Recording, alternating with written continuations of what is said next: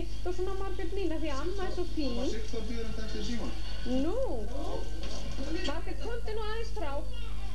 Af því að amma er að tala í síman. Komdu. Hver er það? Raggi minn, farið þið aðeins? Margrét.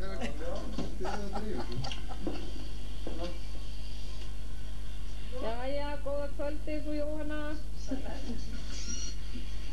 Er þetta ekki búinn að vera góður dagur? Heyrðu, Margrét Elími.